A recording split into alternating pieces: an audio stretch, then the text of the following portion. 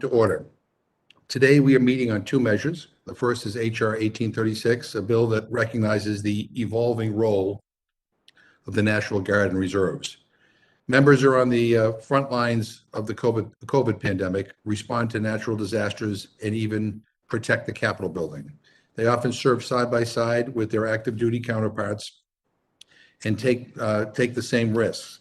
Yet an outdated provision in the GI Bill treats their service differently, impacting their ability to get full benefits of this law. The Guard and Reserve GI Bill Parity Act will change that so we fully honor the service of our National Guard and Reserve members when it comes to their GI benefits. Second is HR 4673. More than 200,000 service members transition out of military service every year. The first year of that transition is a critical time, with veterans facing a variety of healthcare needs.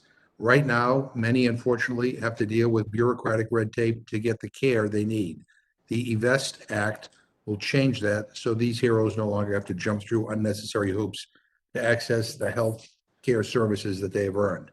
Helping reservists and ensuring our veterans have access to health care sound pretty good to me. So it is my hope that this bill gets bipartisan support. And before I yield to the distinguished gentleman from Oklahoma, I also want to take this moment to say that I saw on social media with unfortunately, well, let's say I'm not particularly happy to have hear that our good friend from Colorado, Mr. Perlmutter, has said that he decided he's not going to run for re-election again. And I say that notwithstanding the fact that I'm sure that he's got many other things that he wants to pursue, and I'm sure that he's got a family that he wants to spend more time with, and maybe there may be other things he wants to run for. But I have to say that I was really sad to hear that news, because I, like everybody on this committee, appreciate his passion, his intellect, and his determination when it comes to serving his constituents and fighting for fighting to make this country a better place. And I just hope that serving on this committee didn't scare him from wanting to run for another term. But we're going to miss him. Mr. Chairman. Yes, I yield to the gentleman. Yeah, I stepped away for a second, and if you were saying nice things, can you repeat them? Now you're asking too much. No, I just thank you. Yeah, no, I don't want to get emotional here. I mean, obviously, the job we do is important. The people are wonderful. I just decided that it was time for me, and that I wanted to leave when I still loved the job and people still liked me. And that's really the bottom line. And I just appreciate all the kind words you said, even those that I didn't hear. And I'll yield back to the chair. Well, we still have a full year, and judging from some of the things that we're going to have to deal with, it may seem like 10 years that you will still be with us. But seriously, as somebody who's been here for a while, we have colleagues on both sides of the aisle who I think distinguish themselves, not only the way they conduct themselves with other members, but the way they fight for their constituents, and they bring honor to this institution. And I think I speak for all of us when I say that we put you in that category, and that's why we hate to see you go. And so I left you a message, but I can't repeat what's in the message because of the profanity that was in that message. But the bottom line is, and we'll have more to say in months to come. But I just want you to know how much we admire and respect and love you, and it's, again, there's life after Congress, and there's lots of other things to do. But I think kind of selfishly for a lot of us, we just hate the prospect of seeing you not on this committee. But with that, let me yield to my good friend from Oklahoma, the ranking member, Mr. Cole, for any comments he wishes to make, and let me welcome everybody back. I hope everyone had a good holiday break and a good New Year's, and I yield to Mr. Cole. Thank you very much, Mr. Chairman. And let me associate myself with your remarks about our good friend from Colorado. I will say some nice things. I didn't think anybody would ever persuade me to vote for marijuana reform legislation, but my friend from Colorado did. And he genuinely is a wonderful member of our body and this committee. And I wish he had consulted with you and gotten your permission, because I know it would have been an emphatic no. You're not allowed to put your life ahead of service to this committee and to Congress. I'm not getting any sound, and I can't figure out why. Okay, let me, Is it, Well, we could hear you, Jamie. Yeah, yeah, Yeah. yeah. Well, you want me to hold, Mr. Chairman, or just proceed? Let me see. Why don't you proceed? Okay, because I'm going to say a couple more nice things about Perlmutter. So just as good if Raskins doesn't hear any of that. But again, my friend has been a really good member and a really good friend, and somebody that honestly will be missed on both sides of the aisle. And so, I don't know when filing is, but if you have a road to Damascus experience and want to reconsider, I think that would be a very good thing for the Congress of the United States and the people of Colorado. Let me also, on another personal note, before I get to my formal remarks, Mr. Chairman, wish our good friend, your staff director, I understand it's Mr. Sisson's birthday. Nobody on my staff knows how old he is. I think since I'm the oldest member of this committee, I have a right to demand how old he is. But again, great staff member, one that is appreciated by members on both sides. So we wish him many happy returns. I know he would want to spend his birthday with all of us. But nobody serves this committee and the Congress of the United States any better than our friend, your staff director, Mr. Sisson. And so we wish him many happy returns. With that, Mr. Chairman, our hearing today covers two items, both of which come out of the Veterans Affairs Committee. In short, H.R. 1836 extends GI Bill education benefits to Guard and Reserve members in certain circumstances, while H.R. 4673 requires the Department of Veterans Affairs to auto-enroll veterans in VA health care upon separation from the Department of Defense. Well, I believe the intentions behind both these bills are good. I understand that Republicans on the Veterans Affairs Committee have some concerns, particularly over the impact of both bills, which is largely unknown. And I look forward to hearing Ranking Member Boss' views during our discussion today. Before I yield back, I would like to take a moment to remind the committee of a pressing matter that's not before us today, the stalled process for finishing a final FY 2022 spending bill.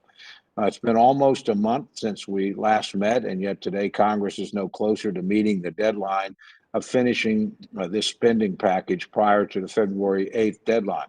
Let me make it clear that I have no criticism of my fellow appropriators on both sides of the aisle, and certainly our chairwoman, distinguished lady from Connecticut, Ms. Delores. She's worked really hard trying to push toward an agreement. I chatted with her actually earlier this morning and before the break, and nobody's more dedicated. And again, while I certainly wasn't happy with what's in all the appropriations bills that we passed, I do point out for the record, the House did pass all 12 bills out of committee, 9 of them across the floor. So the problem has not been in our chamber. And frankly, our chairwoman has pushed hard actually to have shorter deadlines to try and encourage negotiation and push forward toward a deal. So I know she'll continue to do that. But I challenge, honestly, the administration, the leadership of both parties, but my friends in the majority currently do control both houses of Congress and the presidency.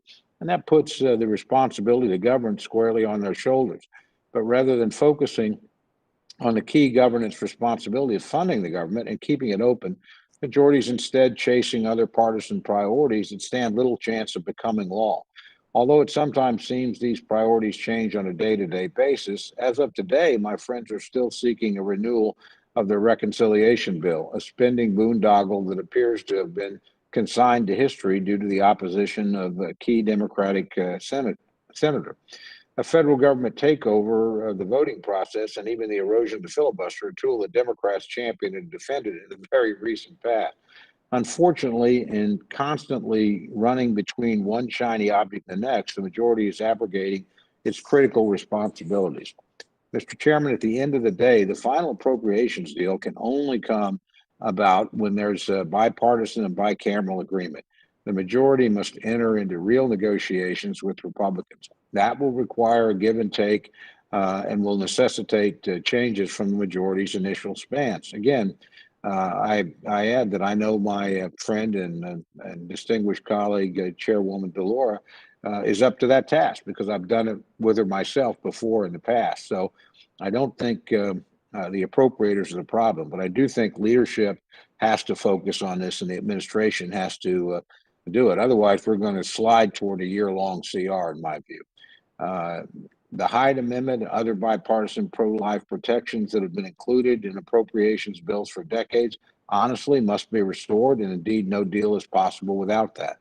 There's an overwhelming bipartisan support for an increase in defense spending to correspond to this year's bipartisan NDAA, or perhaps some other figure given the inflation that we're experiencing right now. And in countless other areas, there'll have to be some give and take. None of that's possible until the majority puts its focus where it belongs. We now have 6 weeks until the current CR runs out.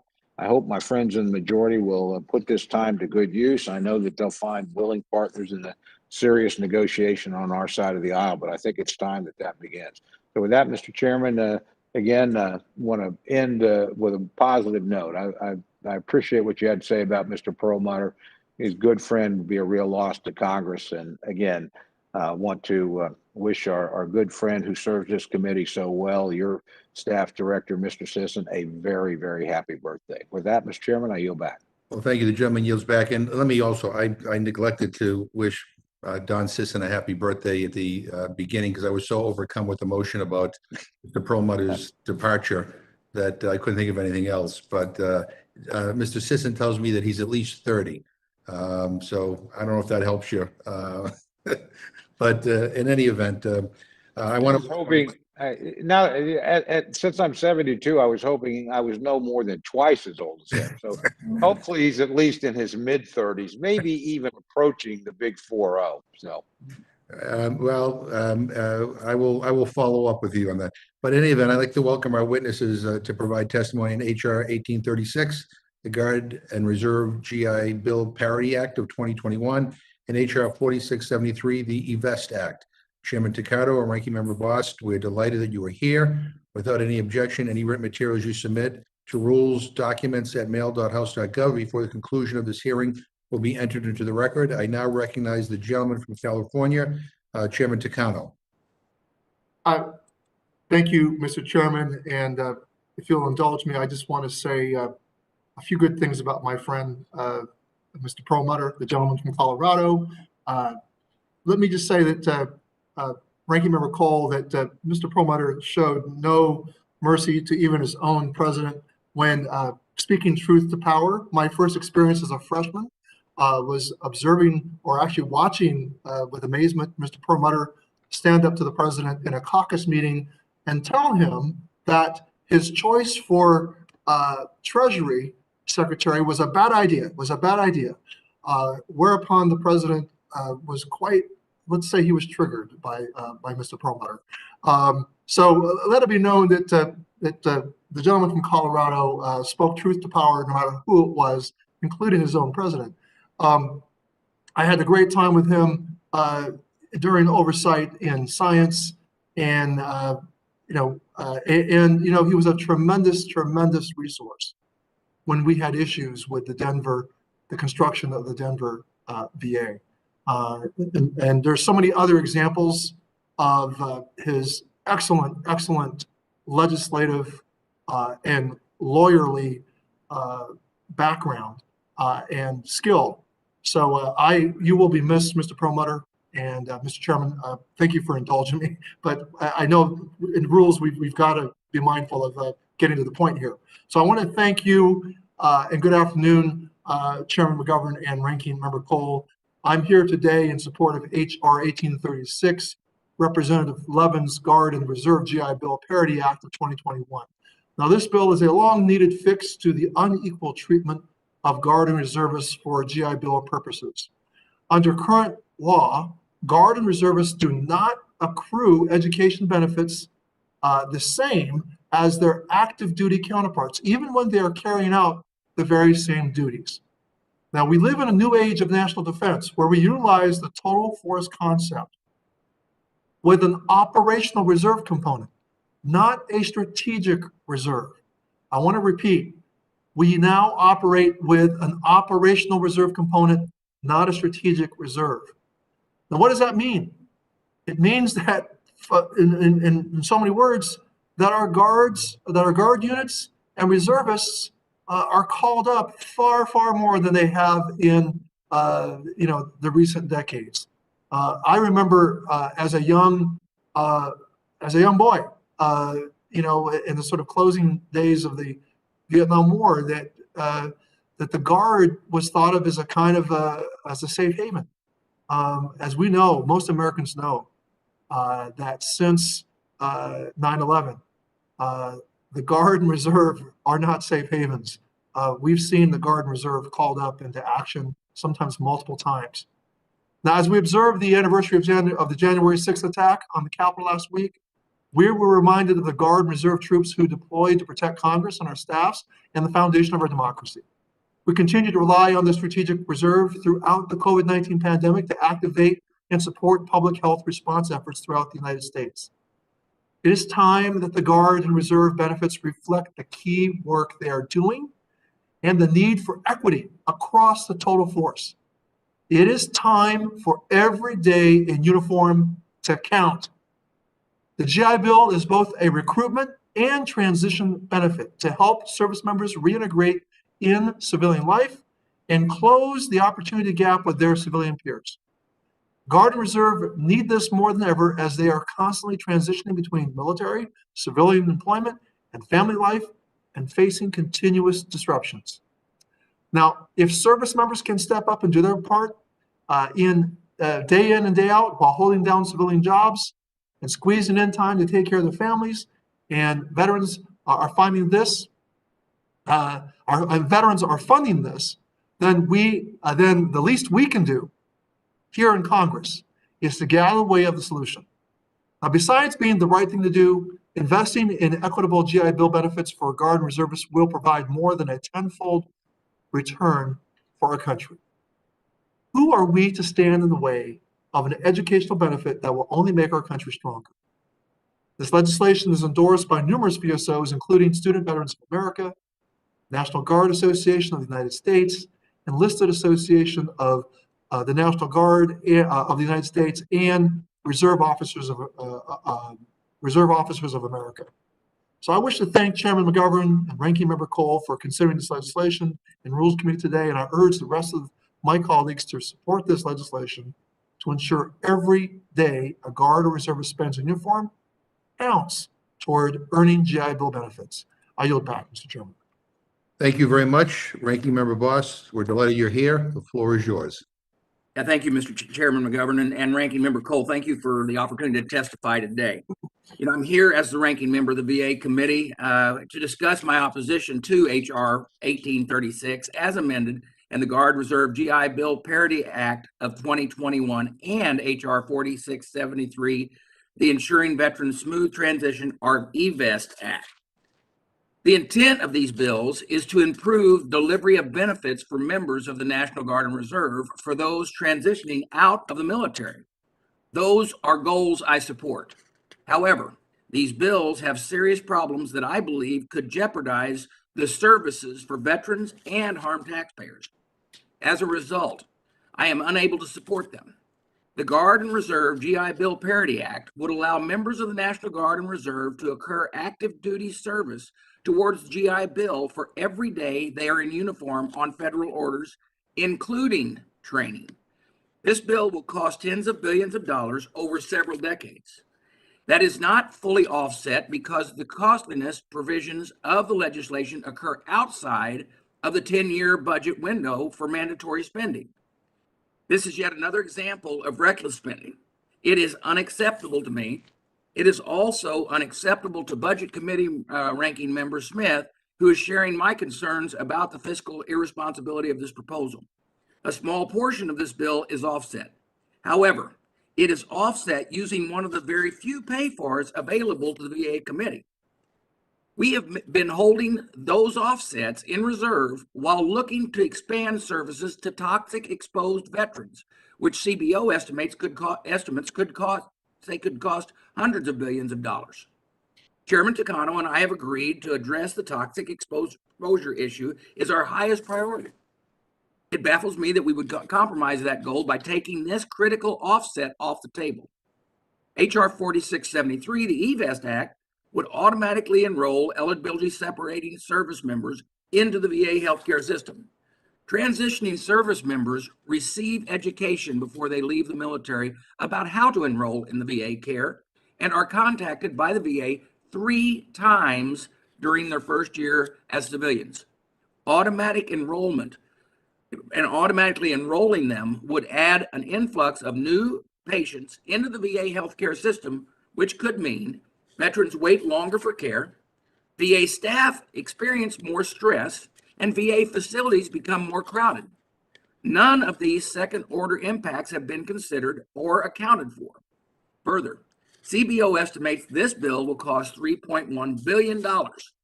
That is not offset, which means that taxpayers will also suffer from this proposal.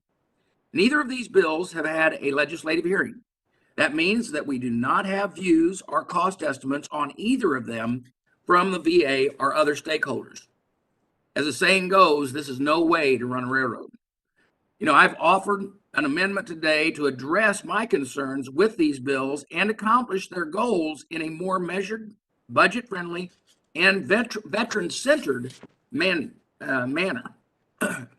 Congressman Moore's and my amendment to Guard and Reserve GI Bill Parity Act would grant GI Bill eligibility for those performing services on federal orders for missions other than training.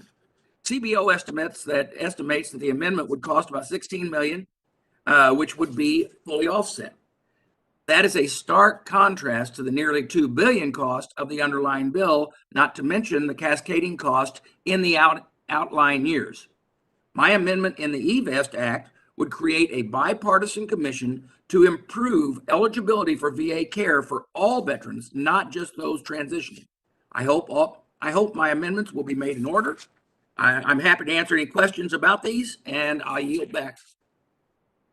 Thank you. Thank you very much. I want to go back to Mr. Takano because I think he neglected to address HR 4673. So we'll give him an opportunity to finish his testimony. Yeah, thank you, Mr. Chairman. I cut short my testimony and I appreciate the opportunity to complete it. I'm also here in support of my bill, HR 4673, the Ensuring Veterans Smooth Transition, or eVest Act. That's the second of the 2 bills that I'm advocating for today before the committee. I have, as you know, I've made suicide prevention a top priority for the House Veterans Affairs Committee. In last Congress, we passed bipartisan, bicameral mental health legislation packages, including the Commander John Scott Hannon Veterans Mental Health Improvement Act and the Veterans Compact Act. Now, earlier this year, we passed the Sergeant Ketchum Rural Veterans Mental Health Act, but there's always more work to be done. Now, my bill builds on our work and finally closes one of the most glaring gaps for veterans being able to successfully access high-quality VA health services. It's the enrollment process. We know that the months following transition out of the military can be very stressful and are particularly risky for new veterans in terms of mental health. With the eVest Act, service members will be automatically enrolled in VA care during the transition out of the military, with the choice to opt out of VA care rather than having to opt in later and attempt to navigate a new bureaucracy on their own. A smooth transition from DoD to VA can help support veterans adjust to the next phase in their lives and provide easy access to healthcare should challenges arise. Now, we know that veterans are much more likely to use VA services and care when the process is simple. And we know that VA care is world-class. Automatic enrollment is something policymakers and VA service and veteran service organizations have been trying to advance for years. And with eVest, it will finally become a reality. Now, I wish to thank Chairman McGovern again and Ranking Member Cole for considering this legislation in the Rules Committee today. And I urge the rest of my colleagues to support this legislation to increase access to care and ensure a smooth transition to civilian life for veterans. And I yield back. Thank you very much. And without objection, I want to ask unanimous consent to assert a statement from Representative Hayes into the record in support of her amendment to HR 4673. I have no questions. I'll turn it over to Mr. Cole. Thank you, Mr. Chairman. I just actually have a couple of questions. First, Chairman Decano, Mr. Boss made an interesting point, which I was unaware of, that this legislation had not been considered in full committee. Is there any particular reason why that wasn't done? Because again, the idea of allowing the VA to offer testimony and that sort of thing, get it from the other stakeholders, I think would actually strengthen the prospects, because conceptually, there's a lot of good things in this legislation, no question about it. Well, let me just say, the bill 1836 regarding the Guard and Reserve Parity Act has been public for more than 2 years. In fact, the committee held a Guard and Reserve only benefits hearing just over a year ago to review the disparity of these benefits. We have worked closely with stakeholders and the minority to ensure that the bill achieves what it aims to do. We've also worked closely with DoD and VA to ensure that all Guard and Reserve members are covered. Now, regarding eVest, HR 4673, eVest was first introduced in the 116th Congress and went through a legislative hearing as part of the original Compact Act in September 2020. It was actually part of the Compact Act. It was part of a larger package of bills. VA declined to appear and testify at that hearing, that legislative hearing, which focused on suicide prevention bills and provided an inappropriately brief 2 pages total written technical assistance document that did not even address eVest. I introduced the bill again in July of 2021, and it was marked up by the full committee at the end of July, and it was favorably reported out of committee.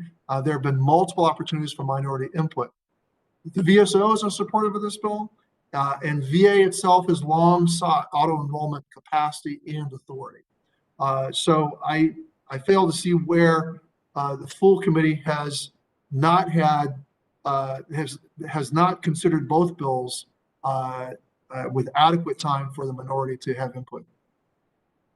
Thank you very much. I'm going to turn to Mr. Boss now. And number one, if you'd respond to that, but I'm not sure the language is the same as what the committee considered before. So I'd like that question addressed. And then second, Mr. Boss, if your amendments were made in order and accepted, would you feel comfortable then supporting the legislation?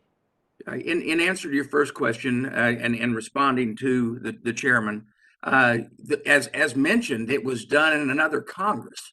And all of us know that probably the membership and on the VA committee would like to have had input from the VA, from other stakeholders involved, from this Congress, not previous Congresses. Now, I understand that we always are working on bills as we go forward and everything like that, but it is a process that we need to respect our other members who might be new freshman members, so they can have that input as well, not depend on conversations that took place in other conferences. But in answer to your second question, yes, those amendments that we have moved forward puts it in place. Look, all of us want to provide these benefits to our veterans. We really do. And we want to make sure that they're provided in a way that they don't take away from other veterans and take away from the services that they're receiving in other areas. I believe that there's conversation right now in a bicameral manner, from what I understand, on what we're going on right now, especially with our Guard and Reserve. Our Guard and Reserve we can keep the cost down at a sensible level by accepting the amendment, and then go ahead and provide those services, and they can be credited for those times when they are actually called into active duty by orders, but not necessarily for the training. As an active veteran, whenever I was an active military person, you knew when you signed the papers that the training and everything like that did not count towards your time in service. But if you were called up, then it should count towards the time in service. There's a difference between reserves, guards and reserves, and active military personnel. And so that's why we should also, and answer your question, yes, if we put these amendments in, it becomes affordable and we can still provide those services. Thank you very much. Thank you, Mr. Chairman. I yield back. Yeah, thank you. And just for the record, I think that the amendment that we're referring to that Mr. Voss submitted, we're being told is not germane. I just point that out for the record. Ms. Torres. Mr. Chairman, if I can, that's one of the two is not germane, correct? Excuse me, I didn't hear you. Which amendment is not germane, because we're two amendments we're talking about. The one to HR 467. 4673. Yeah, 4673, I'm sorry. Right. Okay. Number 12 on our sheet here. Mrs. Torres. Thank you, Mr. Chairman. I have to say that it is really disappointing to hear that we would try to deny anyone, but especially our veterans, an opportunity to gain seniority, job status, and also earn retirement credits and benefit credits while in training. I mean, the only people that I know that don't get paid for going through training are members of Congress, and that's where it should stay. That is an ill-conceived policy. It is so regrettable that we're talking about denying veterans, our military, for going through training to get them combat ready. Chairman Takano, can you please address the issue of not going through or not having a hearing through committee? I just want to say to you, Mr. Chairman, that it's getting old to hear that again over and over and over again from Republicans, and there is a process. We have committees, and there is a process, to bring legislation to the floor. And I'd like for you to explain that process that this bill went through, other than last Congress. Well, my colleague, let me just say that it's been a common practice of this committee and many committees. Once bills have been heard and they've been in the public domain, that we can bring it to the floor if we've publicly aired the bill in a previous Congress. A good example of this would be the Blue Water Navy Vietnam Veterans Act, which was a major piece of legislation that was actually signed by President Trump. I introduced it in the last Congress after it had been previously introduced in the 4 previous Congresses. And in fact, Chairman Rowe in the prior Congress had carried the bill and was very disappointed that 2 senators held it up at the 11th hour. Let me say that we didn't take Blue Water Navy through another set of hearings. I introduced it, one of the first bills I introduced in the last Congress, and forthwith it was a bill that passed by overwhelming bipartisan support. There are plenty of other examples of bills that are pretty much in the public domain because we have sunshined them. They have been through committee. I would say that that eVest was actually part of an entire piece of legislation. It was part of the Compact Act was later taken out during conference. But it was a bill that passed committee in very much the same language. So as far as the opportunity for stakeholders, the opportunity for the minority party, opportunity for the public to have input, I don't see that there's anything here that goes against common and strong legislative practice. I appreciate your response, Chairman. However, you're still talking about last Congress. And I guess, my next comment is directed to the Chairman of the Rules Committee. We need to have a real conversation around, these priorities of bringing bills that haven't gone through a committee hearing in this Congress. Some of this legislation, like what we have before us, I support 100%. But there has to be a process. We're not talking about, voting on a budget on those key bills, to fund the government. We're never going to get consensus from Republicans. They are intent on killing every single piece of good legislation that comes through. But that doesn't mean that we negate our responsibility to the Congress that was duly elected in this Congress. And with that, I support these bills. It's disappointing that we're having this conversation, and I yield back. Thank you. Dr. Burgess.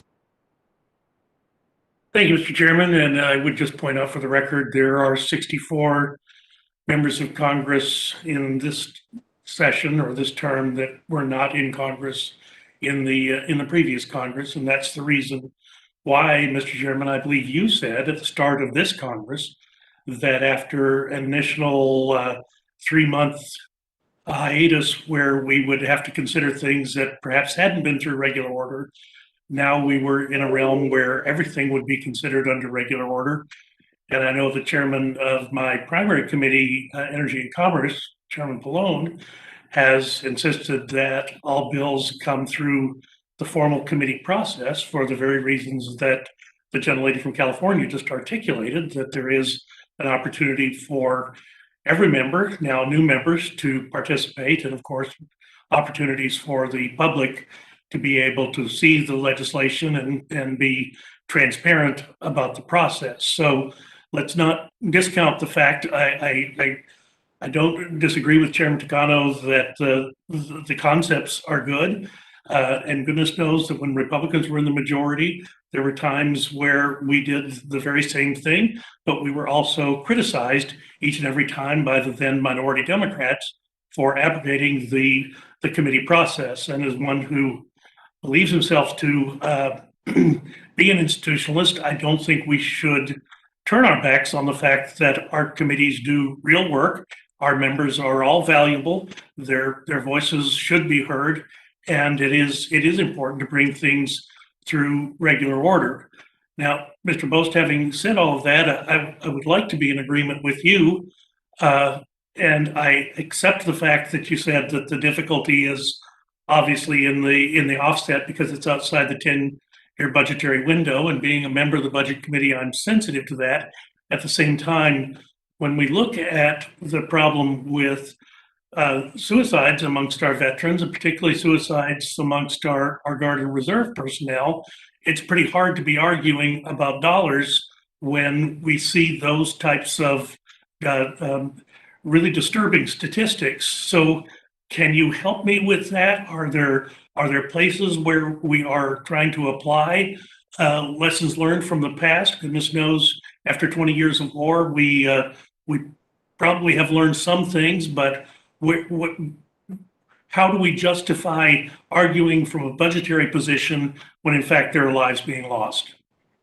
All of us, as I said earlier, thank you for the question. All of us, as I said earlier, want to see these, and I'm sorry that previous speaker brought up the fact that thinking that we don't care about the veterans. I myself am a veteran. I am the father of a veteran. I'm the grandfather of a veteran.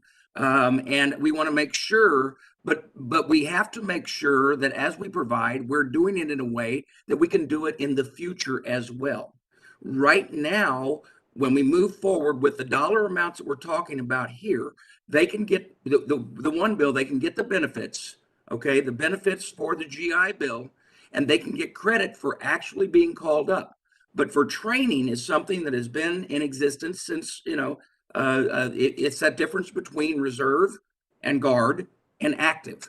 And the training is what we're talking about. And that slight difference can make a big difference as far as the budgetary process. And when we do this, we're also saying that we're going to take money away from other areas for our offsets. For instance, while we talk about we're trying to get toxic exposure under cover so that we can afford that. But if we spend this now on this, where is the priority? What's the decision? And as far as making sure that we have a time to make sure that our veterans are advised, we have the TAP program. The TAP program, and that's what I said in my testimony. The other bill that's out there, rather than automatically enrolling them and overburdening the VA and overburdening the staff of the VA, and even to the point that we could encourage them, they're hearing it 3 times in the first year after separation, not counting almost a year or 2 years that they can get of training of what to sign up for in the VA while they're at DOD still, so that they know and understand what's available to them. We do need to make sure they're informed. We don't want our veterans not to seek that help. However, there's other things we can do as well. And one thing, and this is not what we're bringing up in this hearing, but a vitally important thing is we could quit turning in our veterans anytime that they get a fiduciary or get a person to give them oversight to the NICS list. There's a whole group of veterans that refuse to go to the VA because we do that, but we refuse to take that legislation up. So there are things we can do to try to prevent suicide and get them in, but we've also got to make sure we don't put those barriers in place. Yeah, and I appreciate that. We just asked both of you just on the concept of suicide within the Guard and Reserve. Are there any things that you're looking into on the committee currently about that? We are, both of us are working together along with our staff to try to find out the ways to make sure that first off, the sad reality is, and understand our last numbers from 2019 went down a very little bit. Okay, they're not at the 20, but they were at the 19, 18 number. But so anyone committing suicide is not acceptable. Okay, but as we look forward, we've got to make sure that we educate, that we make sure that they have the opportunity. But of those 20, only 6 of them have ever actually even been in the VA. So I like the fact that the chairman's trying to move forward with something. It's just we've got to make sure that it is the answers that we need. Mr. Burgess, if I might respond. So do we know of the 18 or 19 deaths by suicide among veterans a day, that about 3 of them occur among our reservists and our Guard units. This is tragic. I don't know that we fully have a full grasp of why our Guard units and our reservists are vulnerable, but let's just understand that Guard units and reservists are deployed far more than they used to be 30, 40 years ago. As I said in my opening statement, they are not safe havens for people who want to be able to say they served in the military or for whatever reason they might have. I mean, that's what a lot of folks did back in the 60s and the early 70s. We didn't have to contemplate a draft in 2002 when we needed frankly, the personnel that we needed. And that would have been, as you know, all of you know, that would have been a huge political issue as we were trying to pull together the resources, the human resources we needed to keep America safe. And so what do? We turned to the Guard and Reserve, and we changed it from a strategic to an operational reserve and Guard. We therefore also increased the tempo of training. The number of training days increased. We said to Guard and Reservists that, you only have to do a few weekends and a week in the summer, a couple weeks in the summer. That's no longer true. Depending on what type of unit you serve and what kind of function you serve, whether you are in a special forces unit, you may be training far more days than most of the public understands. Imagine the kind of stress that adds to a guardsman or a guardswoman, a reservist. Imagine that on top of having to keep a stable employment situation, the financial stresses you may be having, all of the things I'm talking about so far, familiar relationships that you have to keep intact. These are all the types of stressors that can lead to a suicidal moment. And so I believe that the least we can do is to recognize that our reservists and our guards, men and women, deserve the same sort of credit for the time they're putting in for readiness. So let's not diminish the time that they're training under federal orders as just so-called training time. That's the same kind of training that our active duty component is doing, that our active duty men and women are doing. I think it's time for every day to count. And we're not talking about a huge burden here. We're talking about less than $2 billion over 10 years, $1.9 billion. My colleague, the ranking member, I'm so glad that he's going to work with us on toxic exposure, but we've gotten early estimates of what toxic exposure is going to cost us over 10 years. And we're talking over $300 billion. We're talking less than 1% over 10 years of what it's going to cost us for toxics to address making our guardsmen and women and our reservists on parity with our active duty component, because they are doing comparable work. They are doing just as vital a work. It's not just about the time that they spend deployed. It's about the time they also spend preparing to be deployed and being ready. America is going to depend on these reservists and guardsmen no less. In fact, in the future, I think we're going to depend on them more. And we need the very, very, very best people to be in the Guard and Reserve. And the GI Bill needs to be no less an incentive for them. And we have people who have been in the Guard and Reserve for 10 years and still have not accumulated decent GI Bill benefits.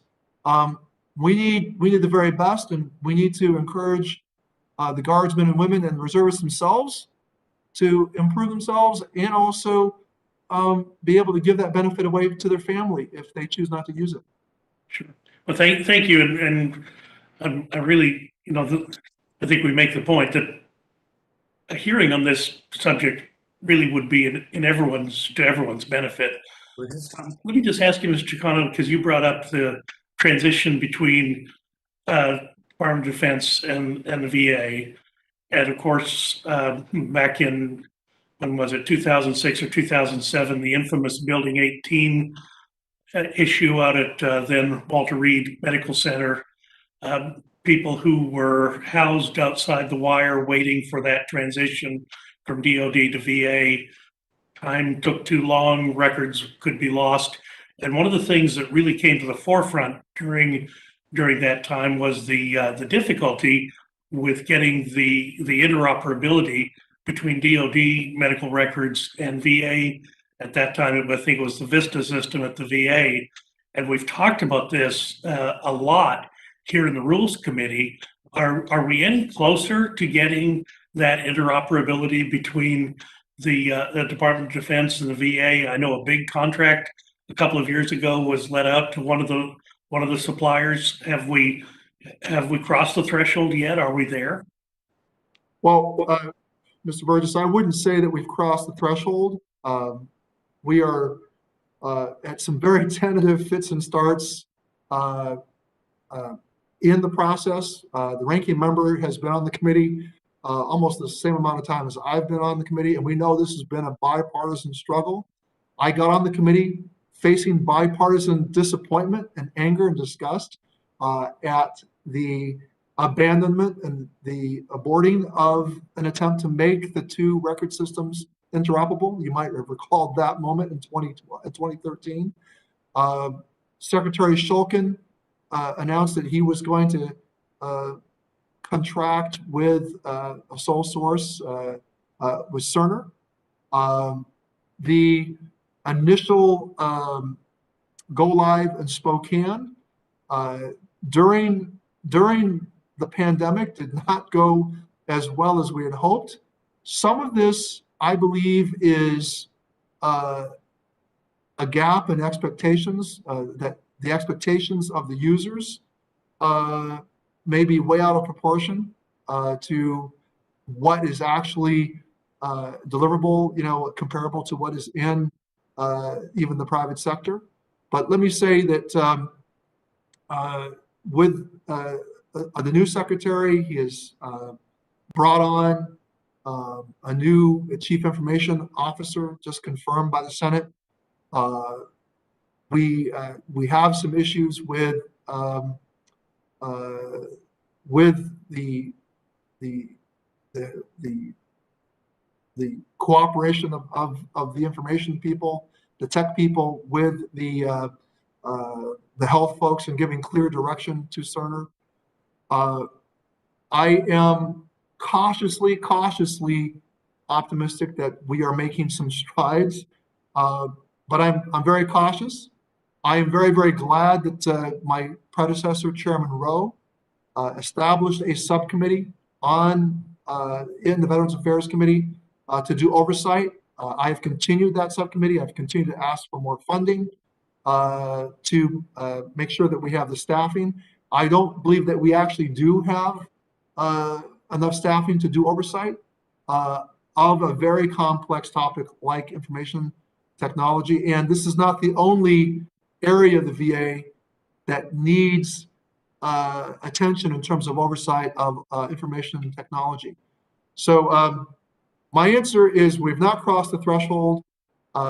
We are doing vigorous oversight with, I think, very strong bipartisan cooperation and interest. I really do appreciate how the majority and the minority have been working together on the oversight process. Both of us, both sides ask very tough questions and are giving no leeway to whoever is in charge. So anyway, I wish I could give you a more definitive answer that we've crossed the threshold. I can't say that we have. We haven't, there's the good news, we have not abandoned it. The secretary continues to believe that we have to continue with this contract. He's not said we have to do away with it. There are some members of the committee who think that's what there is to do. I don't sense, the ranking member can speak for himself, I don't sense that he's at that place either. That both of us think that we need to move forward with oversight, and that the secretary has so far, I think, made the right decision to continue. And I'm hopeful that the new CIO is going to make a difference.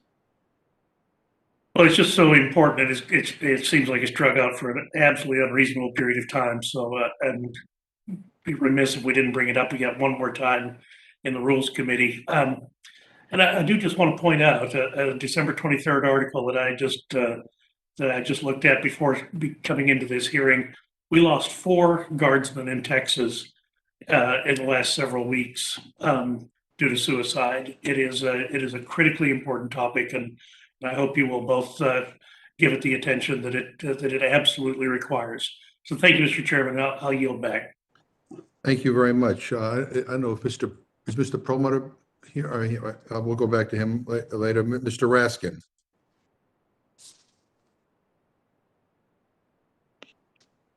Thank you, Mr. Chairman. I don't know if Mr. Perlmutter is there, whether it's appropriate to make fun of him in his absence or not. I wanted to say some I'm want to present, say so say whatever you want to say.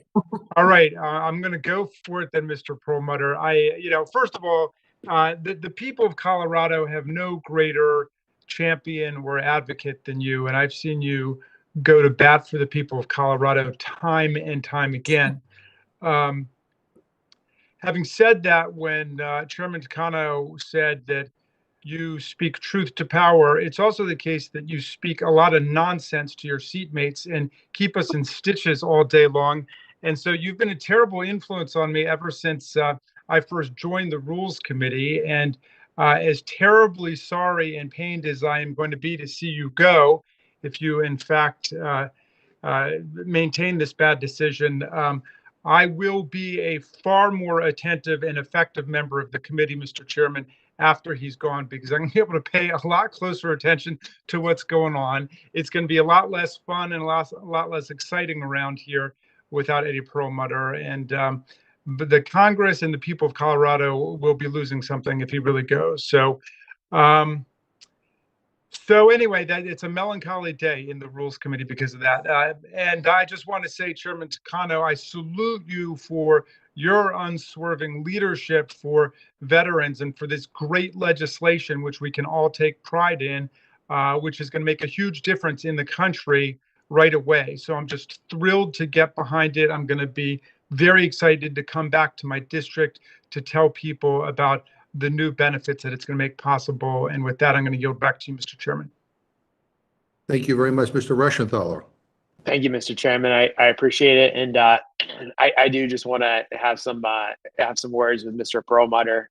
He's truly my friend, and I texted him as soon as I found out the news, letting him know how sorry he was leaving.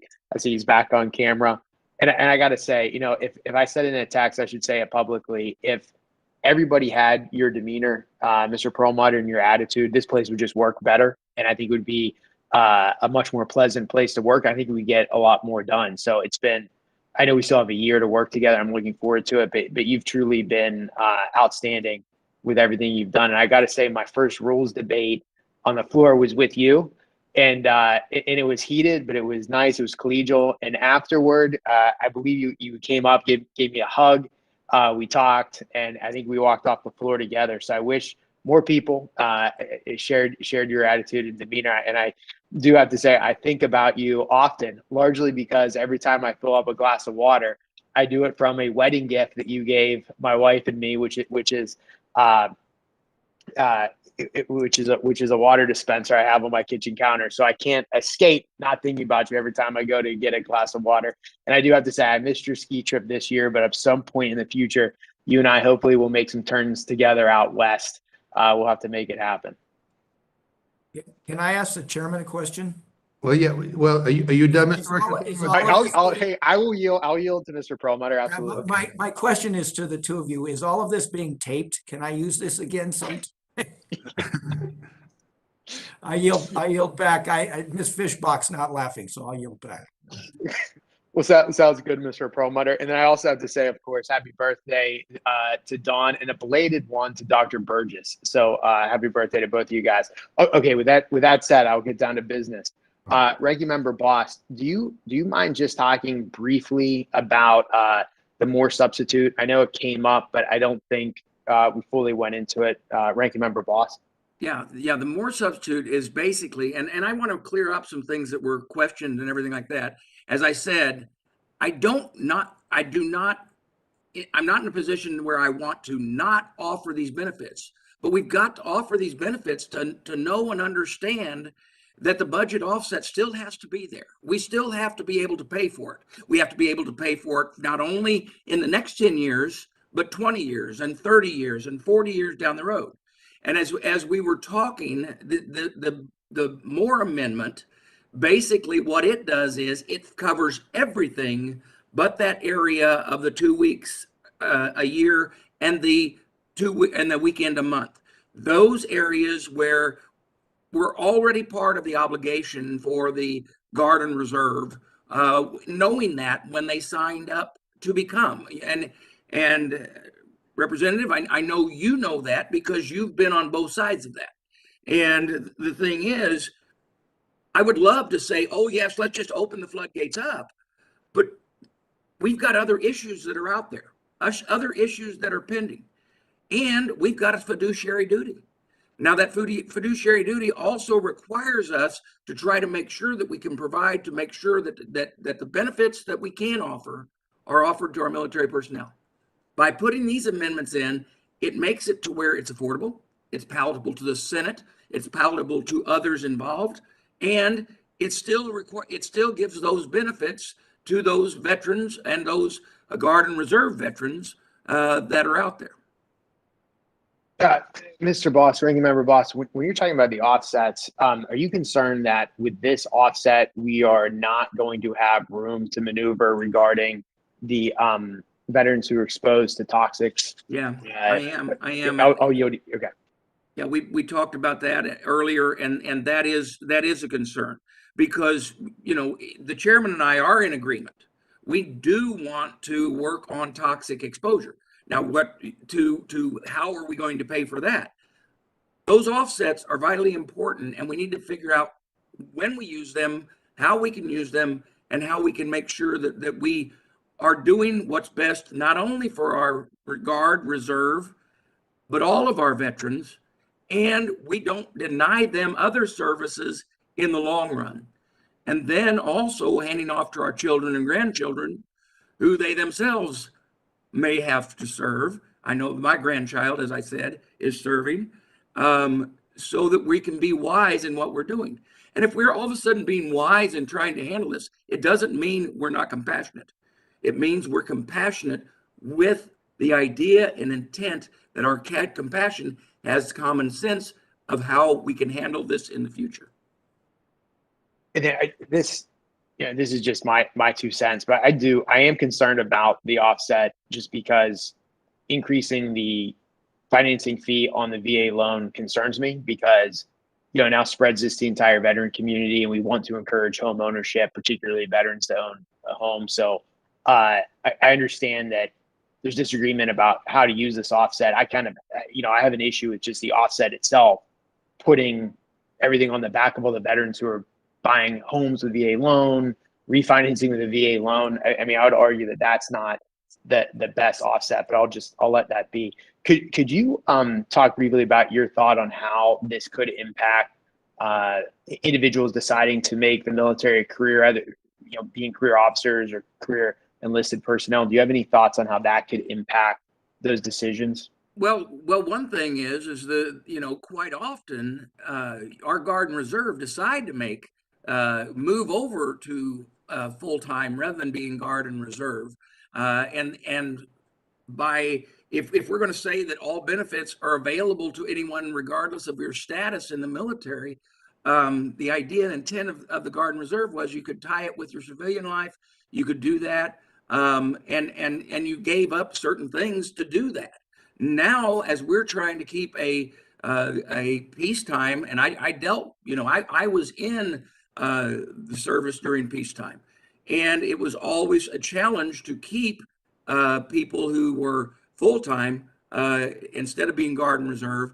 And I think if one of the draws to them is the fact that there are certain benefits to being an active member of our military.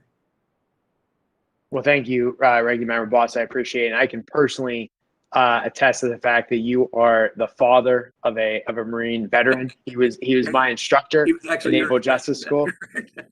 Yes, then Major Boss was my instructor, and he was Connor Land's instructor as well, I must say. And I can't attest to your grandson, but I know he's one heck of a shot because he beat me at a Sporting Clays tournament not too long ago. So with that, Ranking Member Boss, I appreciate it. With that, Chairman, I yield back.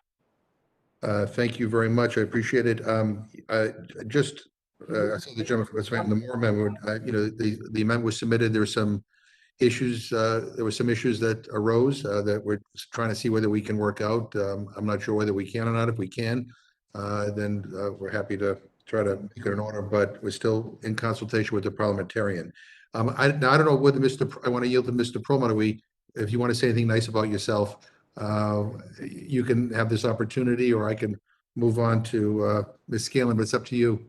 No, let's move on to Ms. Scanlon, Mr. Bost, and and Mr. Takano have heard enough, and I just thank you all for the kind words. Ms. Scanlon. Does this mean I have to say something nice about Representative Perlmutter? I'm not sure if I can bring myself to. No, of course, we are all very, very sorry to hear this. And he has assured me it has nothing to do with the fact that my office put up a much better Christmas decoration display than his did. So, we'll have more to say later, I'm sure. Chairman Takano, thank you so much for bringing this legislation here. I've been particularly interested in the eVest Act. We have so many veterans in our district, in Pennsylvania in general, and this is one of the issues we've heard quite a bit about. Going back several years, there was a veteran, or the father of a veteran named Walter, who every time my office posted about anything, it didn't matter what it was about. It could have been National Hug a Puppy Day. This gentleman would post about veterans and what were we doing to get better care for veterans. And he was particularly focused on the issue of veteran suicide. So we tracked him down and had a conversation with him, and had conversation with a number of our veterans groups. And they said one of the single best things we could do is automatically enroll people for healthcare when they left the service. And so I'm so pleased to see this proposal, which would really advance that. We know from other sectors that having to opt out rather than opt in is what gets people the care that they need, or what gets people to do the savings they need. So I'm really, really excited to see this proposal.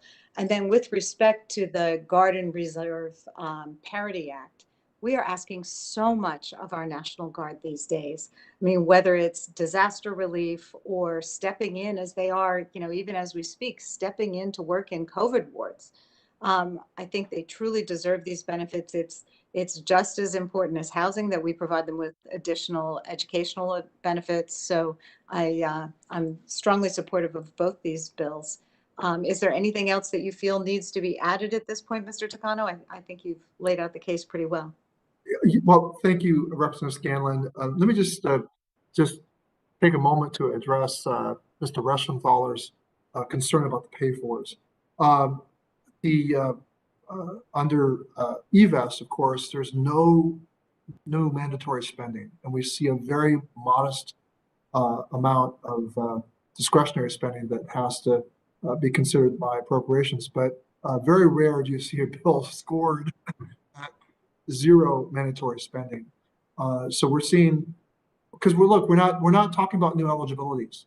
These are all service members who are eligible for VA healthcare for the 5 years after they have served. We're just seeking to make sure they have access. And instead of, the service member is often such in a rush to move on with their lives, they may not think very much about enrolling. We should just take that little complication out of their lives. Actually, it's kind of a big one, a big complication. Mm-hmm. Once they find themselves in a place where they have to enroll again, and then deal with a bureaucracy. Better for the bureaucracy just to say you're in, and it's up to you to take yourself out. It's so much better for our ability to offer an array of services to that veteran. We know that the vulnerability to death by suicide is far greater among those veterans who are not connected to the VA. We have a great chance to make sure that more and more of our veterans stay connected to the VA and all of the services that it offers, not just the health services, but everything else. But let me also clear up this issue about the pay-for regarding the interest rate reduction pay-for. And what that is that when veterans want to refinance a loan, they pay a fee on that refinance. They pay currently a fee of 0.5%. We would raise it by 0.35%. I want to say that this proposed rate increase passed the last Congress, with every Republican vote. It passed on voice, unanimous. Mr. Reschenthaler was not in the Congress at that time, so I can't accuse him of or say that he voted for it. He wasn't here. But this is an example of like, come on, is the pay for controversial? No. It is something we unanimously agreed to in the last Congress. And we're talking $1.9 billion over 10 years compared to the 300 plus billion dollars we've got to find for toxic exposure for the burn pits. Look, the mental health, let's say readiness, which is what this bill is about, and honoring the readiness training that these men and women put in as reservists and guardsmen and guardswomen. Readiness is the training. And we have to recognize that that training is very much the same training that is going on with active duty. And we need to honor that. The financial security and access to high quality prevention and healthcare are also suicide prevention. So there's a suicide prevention component to what we're trying to do with the Parity Act as well. So thank you. Thank you. Would the gentleman yield? I think Or he, gentlelady, I'm sorry, Ms. Scanlon. thank you. Sure, I'll yield. Thanks. I just want to clarify, Chairman Takano, look, I'm not a hard no on this. I'm just bringing it up because I think it's something that we should look at to see if there's other options for a pay for. You know, the VA loan is an amazing product. I've used the VA loan. A lot of my friends have used the VA loan. And I think it's one of those things that is a phenomenal benefit to a veteran that he or she can get out and use his VA loan to acquire property. I talk to my MA from Iraq often, usually about once or twice a month, actually. And not a conversation goes by where he's not telling me about how badly he wants to purchase a house. And I know this might just hit refinance loans, but you know, from a 0.5 to a 0.85%, if you get a higher level loan, I mean, that's not chump change. So again, I'm not saying I'm a hard no on this. I was just saying, you know, maybe we should look at other pay-fors other than making the VA loan harder. And I can tell you that a lot of people are telling me now, the VA loan in a hot market, you can't even use a VA loan because you can't waive the contingencies on it. And I'm not opposed to the contingencies on a VA loan. I'm just saying that in effect, in a hot market, you can't even, get an offer accepted with a VA loan because no buyer in a hot market is going to want to accept an offer if it's contingent on VA financing when there's other offers that don't have the mandatory contingencies that the VA loan has. So I think we should actually make the VA loan easier and better for veterans, not put additional burdens on it. Again, I'm not a hard no on this. I just think that it's worth discussing. With that, I'll yield back and thank you, Ms. Scanlon, for yielding me. Yep. Mr. Reschenthaler, let me just say that the CBO found that the 0.35% increase from 0.5 to 0.85% would not impact the usage of the program for such a small fee. We're talking $5 a month on average for the average veteran who is refinancing. And as I said, this rate increase on the IRRL, the IRRLRL, was something that was unanimously agreed upon in the last Congress. And we frequently use this as a pay for as we add additional years on. And so, as I said, and I appreciate that you're not a hard no. I don't think you should be a hard no. As I said, in comparison, the $1.9 billion that this parity bill would cost over 10 years compared to the $300 billion that we need to find for toxic exposure. I mean, to say that we need to preserve this pay for in order to pay for the $300 billion plus, it doesn't make any sense to me. Because why does it make any sense? Because for $1.9 billion, we have to do the right thing by our guards, men and women, and our reservists. We have to do the right thing. And so anyway, I yield back. Okay, just to redirect one more question with respect to the educational benefits that will be available as a result of this change. I mean, Pennsylvania has one of the worst records in terms of student loans. So whatever we can do to help folks afford college, afford higher education is really, really important. So this has an important impact, doesn't it, on our National Guard members being able to further their education, to develop new skills and be able to progress in their careers? That's correct, Representative Scanlon. You know, in addition to one of the things we've been working on as a committee and as a Congress, and I'm very proud of the result of what this Congress has achieved in terms of under Chairman Scott. I've worked closely with Chairman Scott on education labor. We've worked to protect the GI Bill from unscrupulous profiteers in the for-profit college world. And we have made it far more difficult for veterans to be targeted by for-profit colleges that are simply in the game to raid the GI Bill, the GI Bill benefits of hundreds of thousands of veterans. It's one of the most disgusting things I've seen our country allow to happen. And this is also going to help low-income and minority non-veterans, women as well. They've often been the target of the very same industry. So we have done work to protect the integrity of the GI Bill, to make sure that veterans get good training and get good education. But more than that, it's also about our national security, because our readiness is improved when we have a more highly skilled reservist population, a more highly skilled Guard unit.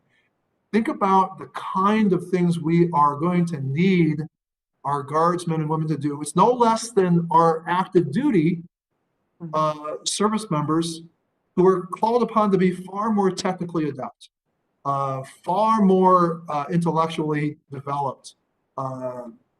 This is not, military is not a place you go to as a last resort. It is a place that we need the most talented people.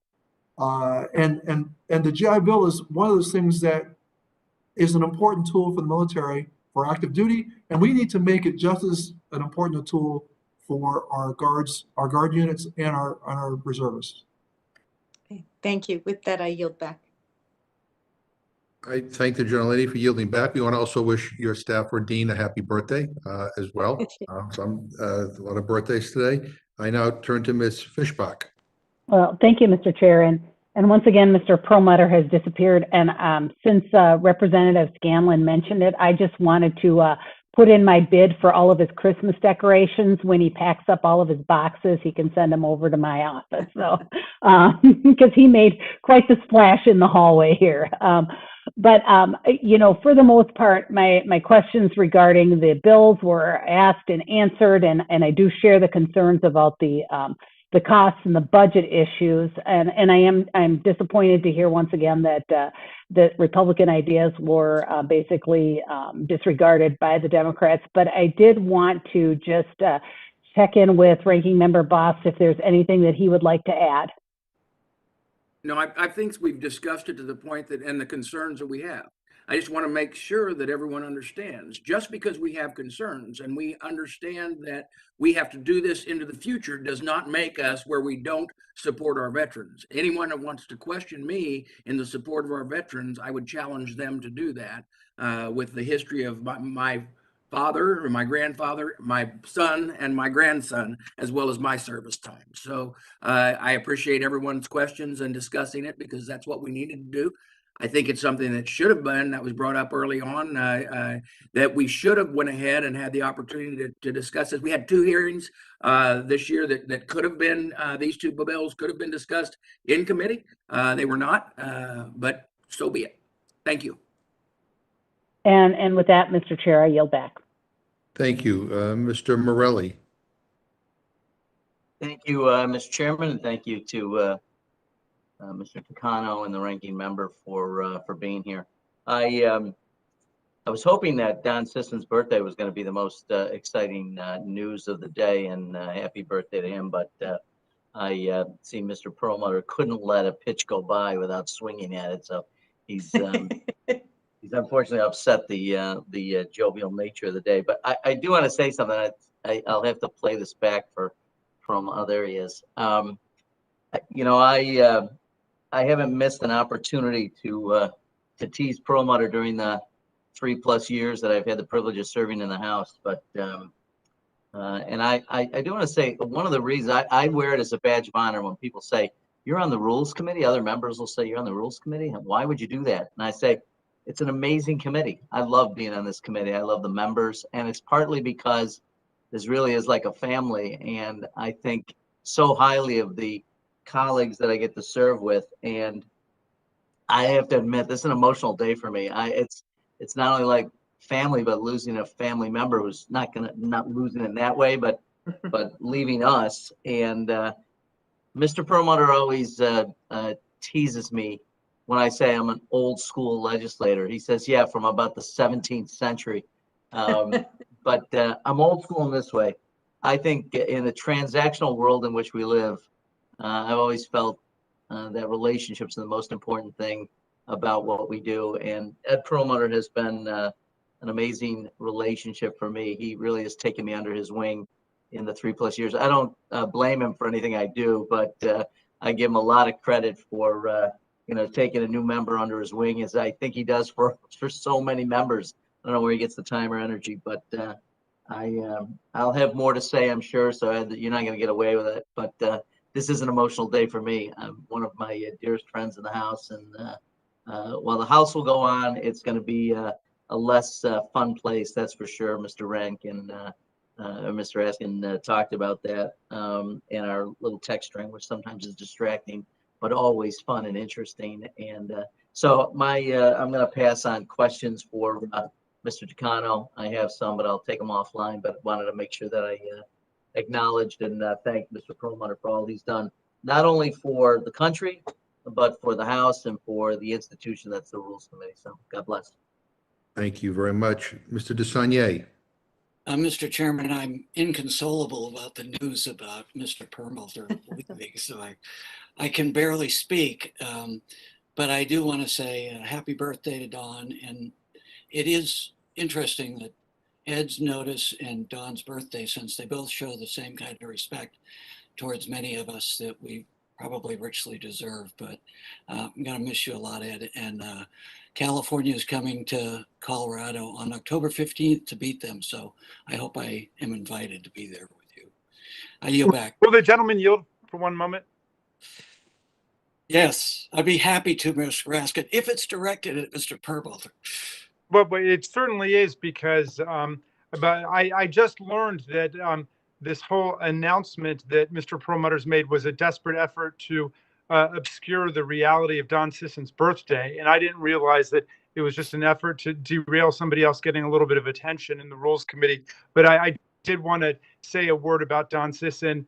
Happy birthday to Don, who's just a magnificent chief of staff. And he is a true gentleman in the old school sense, and a scholar of Congress, and somebody who gives a lot of luminous direction to our committee. So thank you for allowing me to say that, Mr. DeSaulnier. And I hope, Mr. Perlmutter, you'll be able to correct the error at our next meeting. Thank you. Thank you, Mr. Raskin. Mr. Chairman, let me let you know that this item about Ed leaving has been referred to the subcommittee, the Rules Committee, referred to as FOE, Friends of Ed. So anybody who wants to join that and act with us appropriately is hereby noticed. I yield back. Thank you very much. Ms. Ross. Thank you, Mr. Chairman. And I too want to wish Don a very happy birthday. I'm so sorry that he has to spend it with us as opposed to with his family and his loved ones, but consider us part of your family. And to Mr. Perlmutter, so much has been said, but as one of the members of the women's softball team, I want to thank him for getting up early and joining us in addition to the men's baseball team, and for helping me improve my lefty arm very, very early in practice. And so he's been a mentor to me in more than one way, and I really, really appreciate everything that he's done. But we've got plenty of time to celebrate him, including next spring at the women's softball game when we're going to win. We're going to win. So, but to the matter at hand, we owe a debt of gratitude to our veterans, and they deserve Gold Star access to benefits that they've earned. The bills we're discussing today provide that access with respect to health care and education, and they have my full support. HR 4673, the eVest Act, and HR 1836, the Guard and Reserve GI Bill Parity Act, focus on veterans during the most vulnerable and pivotal moments as they transition from active duty to new stages in their lives. Troubling reports have found that many transitioning veterans are not aware of the health benefits available to them through the VA. HR 4673 helps close this gap through automatic enrollment of newly transitioned service members in the VA healthcare system, as we've discussed this afternoon. And as we consider ways to help transitioning veterans, the mental health struggles they disproportionately face are top of mind. That's why I, along with Congresswoman Gonzalez-Colon, Congresswoman Moore, Congressman Bowman, have offered an amendment to HR 1836 that will require the VA to notify transitioning service members of the services for which they are eligible, including mental health care, community care under the Mission Act, and care related to military sexual trauma. My father was a psychiatrist in the Air Force during the Vietnam era. He knew then, and we know now, that left unaddressed, military health issues can be debilitating and deadly. A recent Department of Defense Office of Inspector General report found that the DoD has systematically failed to provide proper mental health screening and care for transitioning veterans, in part because so many veterans don't understand what care is available to them. Mental health resources at the VA can only be helpful to those who know of their existence. We must do everything we can to make it easier for veterans to access their well-deserved and much-needed health care benefits. I also support the work this bill does to expand veterans' access to education benefits. With education comes opportunity, and we owe these opportunities to the thousands of veterans who are currently unable to receive education benefits simply because of their National Guard and Reserve status. These service members face risks each and every day, just like their qualifying counterparts, and it's past time that we close this disparity by updating the eligibility parameters of the post-9/11 GI Bill. I'm grateful for the opportunity to support the nearly 650,000 veterans in North Carolina. Both pieces of legislation we're discussing today take important steps to improving resources for our veterans. Thank you, Mr. Chairman, and I yield back. Thank you very much. Does any other member of the committee wish to ask a question? If not, I would like to thank our witnesses for their testimony, and you are now excused. Thank you. Are there any other members who wish to testify on HR 1836 and HR 4673? Seeing none, this closes the hearing on HR 1836 and HR 4673. At this time, the chair will entertain a motion from the distinguished gentlewoman from California, Mrs. Torres. Thank you, Mr. Chairman. I move the committee report a structure rule for consideration of HR 1836, the Guard and Reserve GI Bill Parity Act of 2021. The rule provides 1 hour of general debate on the bill, equally divided and controlled by the chair and ranking minority member of the Committee of Veterans Affairs or their designees. The rule provides all points of order against consideration of the bill. The rule provides that an amendment in the nature of a substitute consisting of the text of Rules Committee Print 117-25 shall be considered as adopted and the bill as amended shall be considered as read. The rule provides all points of order against provisions in the bill amended. The rule makes in order only those amendments printed in Part A of the Rules Committee report, which further amendment printed in Part A of the Rules Committee reports shall be considered only in the order printed in the report and may be offered only by a member designated in the report, shall be considered as read, shall be debatable for the time specified in the report, equally divided and controlled by the proponent and opponent, may be withdrawn by the proponent at any time before the question is put thereon, shall not be subject to amendment and shall not be subject to a demand for division of the question. The rule waives all points of order against the amendments printed in Part A of the report. The rule provides 1 motion to recommit. The rule provides a consideration of HR 4673, the EVIS Act, under a structure rule. The rule provides 1 hour of general debate on the bill, equally divided and controlled by the chair and ranking minority member of the Committee on Veterans Affairs or their designees. The rule provides all points of order against consideration of the bill, and the rule provides that an amendment in the nature of a substitute consisting of the text of Rules Committee Print 117-26 shall be considered as adopted, and the bill as amendment shall be considered as read. The rule waives all points of order against provisions in the bill as amended. The rule provides that the following debate each further amendment printed in Part B of the Rules Committee report not earlier considered as part of the amendments en bloc pursuant to Section 5 shall be considered only in the order printed in the report, may be offered only by a member designated in the report, shall be considered as read, shall be debatable for the time specified in the report, equally divided and controlled by the proponent and opponent, may be withdrawn by the proponent at any time before the question is put thereon, and shall not be subject to amendment and shall not be subject to a demand for division of the question. Section 5 of the rule provides that at any time after debate of the chair of the Committee of Veterans Affairs or his designee may offer amendments en bloc consisting of further amendments printed in Part B of the Rules Committee report not earlier disposed of. Amendments en bloc shall be considered as read and shall be debatable for 20 minutes, equally divided and controlled by the chair and ranking minority member of the Committee on Veterans Affairs or their designees, shall not be subject to amendment and shall not be subject to a demand for division of the question.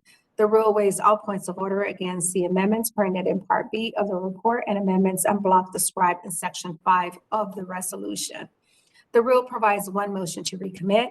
Finally, the rule provides the House Resolution 188 agreed to March 8, 2021 is amended by striking January 21, 2022, each place it appears, and inserting February 4th, 2022. You've heard the motion from the gentlewoman from California. Is there any amendment or discussion? Mr. Cole. Thank you very much, Mr. Chairman. Mr. Chairman, I have an amendment to the rule. I move that the committee strike the language in the rule that would continue the tolling of days for resolutions of inquiry. Mr. Chairman, it's now been exactly 600 days since members of the House have been prevented from exercising their legitimate oversight prerogatives through the use of resolutions of inquiry. This is the 9th time Republicans have offered this motion because the majority believes that this is not the right time. Well, with all due respect, Mr. Chairman, with the start of the second session, I think it's fair to question whether there will ever be a right time in the majority's eyes. Unfortunately, the trend says no. The sustained aggressive procedures employed by Speaker Pelosi have shown her intent to control the House, silence dissent, and avoid dealing with anything that deems as inconvenient. Well, I'm sorry that legitimate oversight of the Biden administration is inconvenient, but it's a tool that has existed since almost the founding of the republic. One of the first recorded uses dates back to 1797, and it's been part of the House rules since 1820. As chairman, sometimes tough questions need to be asked to ensure proper oversight can be conducted, and continuing to silence not only the minority, but all members of this body does an extreme disservice to the institution.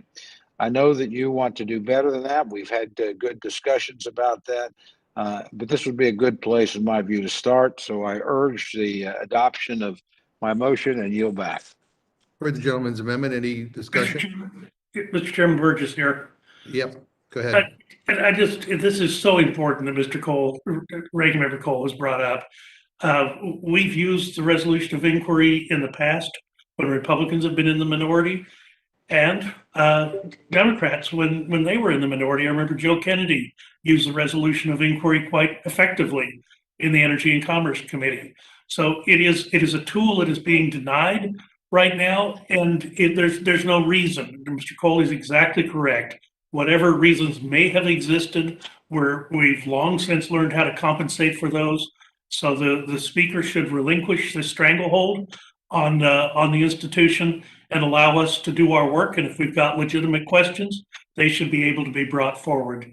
And I thank the chairman and thank Mr. Cole for bringing this up. And I yield back. Any other discussion? Mr. Chairman, it's Reschenthaler. Go ahead, Mr. Reschenthaler. Thanks, Mr. Chairman. I appreciate it. I just want to associate my remarks with Ranking Member Coles and with Dr. Burgess and support this motion. Yeah, I don't think this should be a partisan issue. I think it's just for the integrity of our institutional body. And for that, because of that, I support the amendment. And thank you for the Ranking Member for making the motion. I yield back. Anybody else? Mr. Chair, Fishbach? Yeah. Yes, Ms. Fishbach, go ahead. Thank you, Mr. Chair. And I would like to speak in support of the ranking member's motion. This is so important because I have found in my year here that letters to agencies go unanswered, even letters on the record go unanswered, and I think that this will really assist us in being able to do our job of oversight of those agencies. So I fully support the ranking member's motion, and I yield back. Well, let me just say that I don't think there's any excuse for any member not to get their request answered by any agency or department in this administration or any administration. And we have been trying in the Rules Committee, as you know, to bring cabinet level heads to the committee so that people could actually have one-on-one conversations with them to follow up on some of the issues that they have. Let me just say, in terms of what the amendment gets at, I'm actually sympathetic to this, but I will tell you, I'm just going to be very honest with you. I've talked to a lot of members, and I think I've had some conversations with Mr. Cole about this, where there is a question of whether or not this will be pursued legitimately to get questions answered, or whether it will be used as another weapon to delay and obstruct. We have lots of members on your side who have made it very clear that they want to obstruct the agenda. They want to slow things down, as evidenced by the fact that we have constant and regular votes on non-controversial items, including Republican bills that where there should be no Republican objection on. So we're still working on this, but I will tell you that there's a feeling here that this is not about the legitimate inquiries to find out information that is relevant to the work that we do up here. That there is a feeling that during this pandemic, it is just going to be utilized as a tool to derail our ability to get our work done here. I hope that that's not the case. I'm not saying it is the case. I'm just saying that these are some of the things that we need to deal with. This is an ongoing discussion, but at this particular time, I would urge a no vote. And with that, the vote is on the Cole amendment. All those in favor say aye. Aye. Aye. Opposed, no. No. Aye. No. The chair, the noes have it. Mr. Chairman, on that, I request a recorded vote. A recorded vote has been requested. Clerk will call a roll. Mrs. Torres. No. Mrs. Torres, no. Mr. Perlmutter. No. Mr. Perlmutter, no. Mr. Raskin? No. Mr. Raskin, no. Ms. Scanlon? No. Ms. Scanlon, no. Mr. Morelli? Mr. Morelli is no. Mr. Morelli, no. Mr. DeSaulnier? Ms. Ross? No.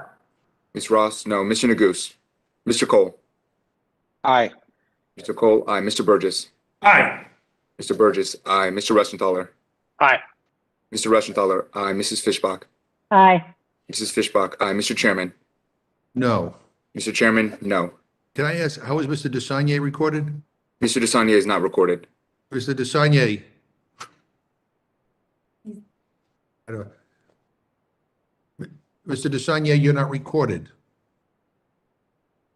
I'm sorry, Mr. Chairman. I am an aye. No, I'm sorry, it's the amendment. I'm a no.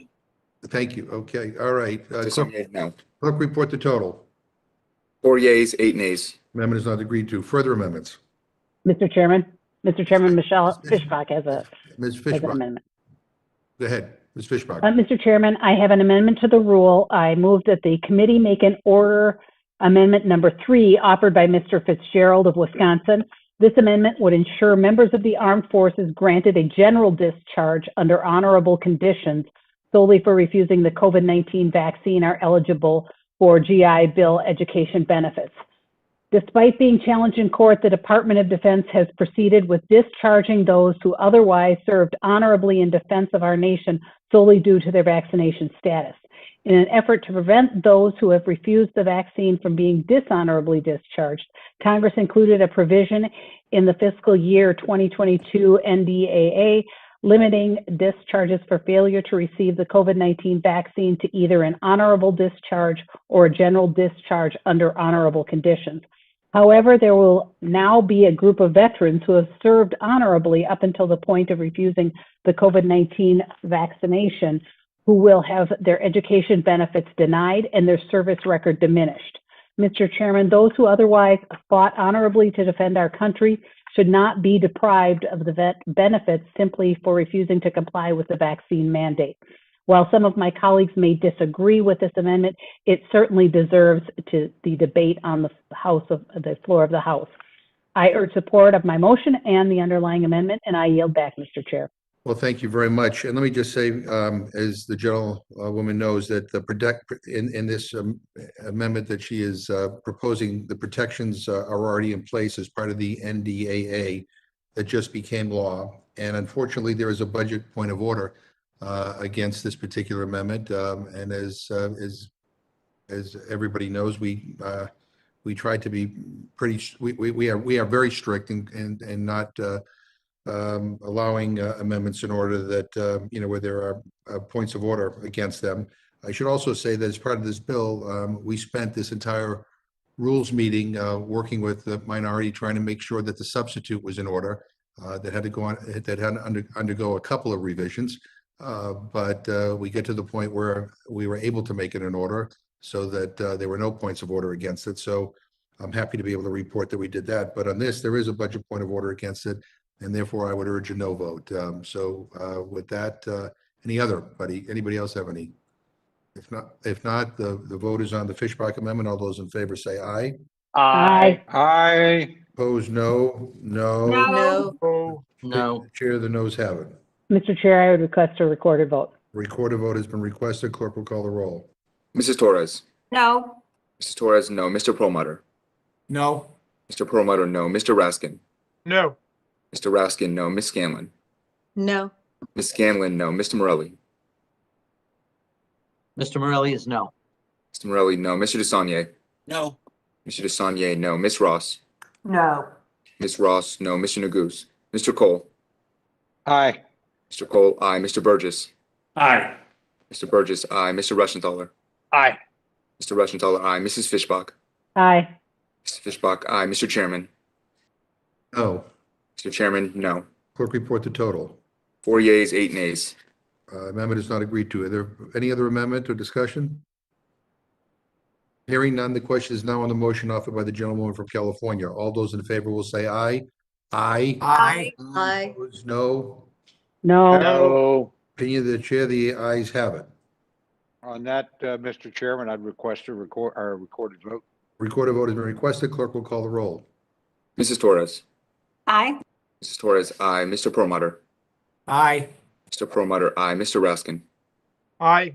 Mr. Raskin, aye. Ms. Scanlon. Aye. Ms. Scanlon, aye. Mr. Morelli. Mr. Morelli is aye. Mr. Morelli, aye. Mr. DeSaulnier. Aye. Mr. DeSaulnier, aye. Ms. Ross. Aye. Ms. Ross, aye. Mr. Neguse. Mr. Cole. No. Mr. Cole, no. Mr. Burgess. No. Mr. Burgess, no. Mr. Rushenthaler. No. Mr. Rushenthaler, no. Mrs. Fishbach. No.